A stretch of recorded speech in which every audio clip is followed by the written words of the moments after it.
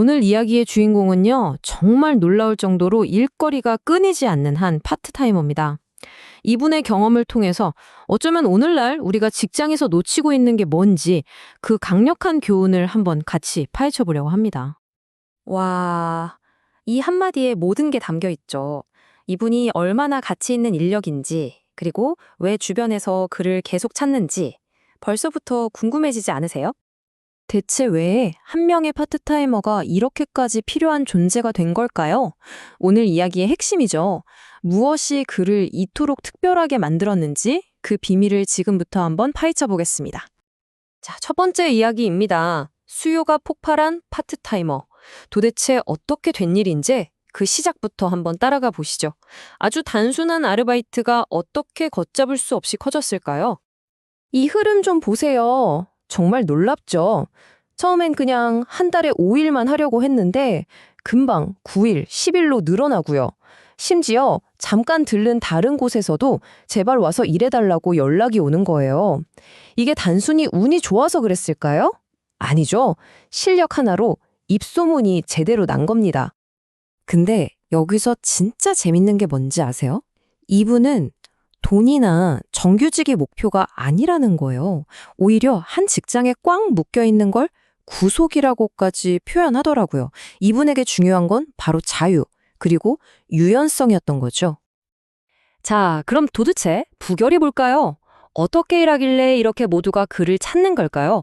그 답은요, 바로 그만의 남다른 직업 윤리에 있었습니다. 이분 말이 정말 인상 깊어요. 잘하려고 막 애쓰는 게 아니래요. 그냥 제 성격 자체가 해야 할 일을 하는 것뿐이라고요. 와, 정말 대단하지 않나요? 일부러 잘 보이려는 게 아니라 그냥 그게 몸에 밴 사람인 거죠.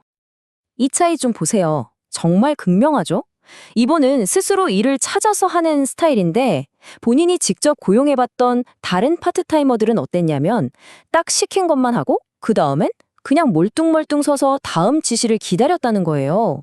이 주도성의 차이가 하늘과 땅 차이인 거죠. 결과는 어땠을까요? 당연하죠. 어딜 가나 환영받는 사람이 되는 겁니다. 실제로 이분은 내일부터 나오지 마세요 같은 말을 들어본 적이 단 한 번도 없대요. 항상 그만두는 건 본인의 선택이었지 잘려본 적은 없었다는 거죠. 이게 바로 실력의 증거 아닐까요? 자, 그런데 이분의 태도는 단순히 일만 잘하게 만든 게 아니었습니다.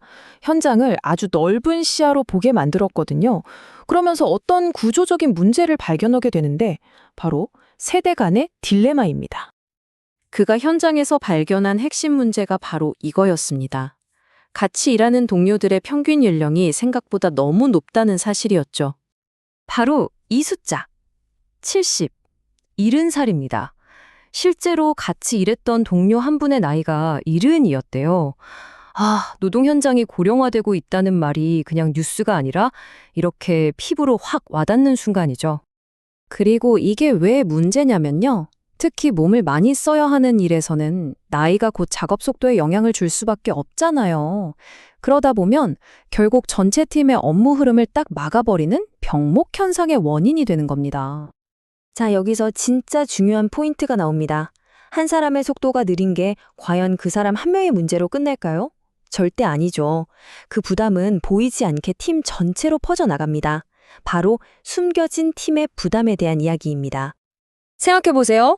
자동차 검사소처럼 여러 사람이 진짜 톱니바퀴처럼 맞물려서 일해야 하는 곳에서는요, 한 명이 삐걱거리면 그냥 전체 시스템이 흔들리는 거예요. 저희는 이 현상을 공동의 부담이라고 한번 이름 붙여봤습니다. 말 그대로예요. 한 사람 몫을 다른 누군가가 말도 없이 그냥 묵묵히 대신 해주는 상황인 거죠. 이게 단순히 일이 좀 많아지는 걸까요? 아니에요. 잘하는 사람한테 일이 계속 몰리고 그러면서 조용한 불만이 쌓이고 결국 팀워크에 금이 가기 시작하는 겁니다. 이 말이 딱 핵심을 찌릅니다. 언제나 다른 누군가가 그 사람의 몫을 대신하고 있다. 결국엔요, 잘하고 성실한 사람만 2배, 3배로 힘들어지는 구조예요. 그러다 보면 그 사람의 열정도 점점 식어버리겠죠. 장기적으로 보면 팀 전체의 동력을 깎아먹는 아주 나쁜 현상인 겁니다. 자, 이제 마지막 파트입니다. 이 모든 경험을 바탕으로 이분이 내놓은 아주 직설적이면서도 현실적인 조언, 거의 뭐 선언문 같은 건데요. 한번 들어보시죠. 그의 메시지는 딱 이 두 가지로 요약됩니다. 첫째, 일하기로 했으면 전적으로 헌신해라. 그리고 둘째, 그렇게 못하겠으면 아예 시작도 하지 마라. 이 두 번째 말이 좀 세게 들릴 수도 있는데 이게 그냥 포기해라 이런 뜻이 아니에요. 오히려 자기 한계를 정확히 알고 팀에 피해를 주지 않는 것도 엄청난 프로 정신이라는 거죠. 나 자신, 내 동료, 그리고 회사 전체를 위한 책임감의 표현인 셈입니다. 그리고 여기에 아주 중요한 경고가 하나 더 붙습니다. 아까 말한 그 책임감과 정반대되는 사람들이죠. 바로 경력도 없으면서 있는 척 속이고 일을 시작하는 초보자들. 이런 거짓말은요, 결국 팀 전체를 문제에 빠뜨리고 앞에서 말했던 공동의 부담을 일부러 만들어내는 최악의 행동이나 다름없습니다.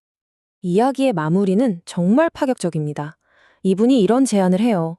일하고 싶은 마음은 있는데 실력이 부족해서 망설이는 사람이 있다면 나한테 연락해라.